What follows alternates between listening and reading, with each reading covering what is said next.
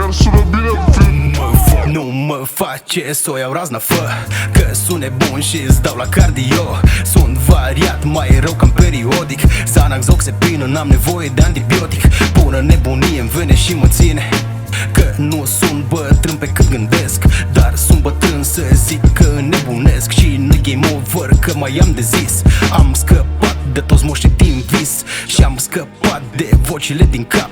După un capac le-am resetat și îmi pun în ordine fiecare gând. Sunt nebunul delegat, dar mă dezleg oricând. Încătușat în propriu cimitir, alinat doar de țigare și sticla de vin. Mult timp nu prea am simțit nimic.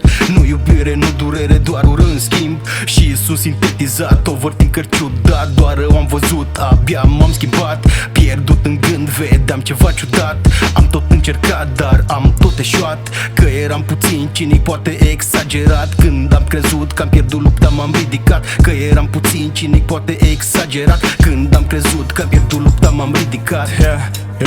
M-am ridicat. Ok, te fac în orice domeniu, copiez de tot ce fac, dar n-ajunge nivelul. Chiar nu vreau să-i fac felul, să-i dau de mine, dar nu poate să fie modelul.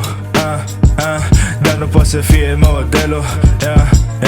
Gălăgie când apar la microfon. Vor să cânte dacă am sună afon. Și că face sume, dar nu văd nici măcar 30 euro în cont. Și că face fapte, nu vorbi cu mine când știi că-s fondator. Lângă ai mei până mor, am o frate, e lângă mine. A trecut peste greu, acum e bine. Prea multe târfe proste vor să ia ce nu li se cuvine. Tot ce avem ne aparține. Ok, zic cine-i tăticul lor. Spune-mi cum să nu-i omor, spune-mi cum dracu să nu-i dobor, cum dracu să nu-i zbor.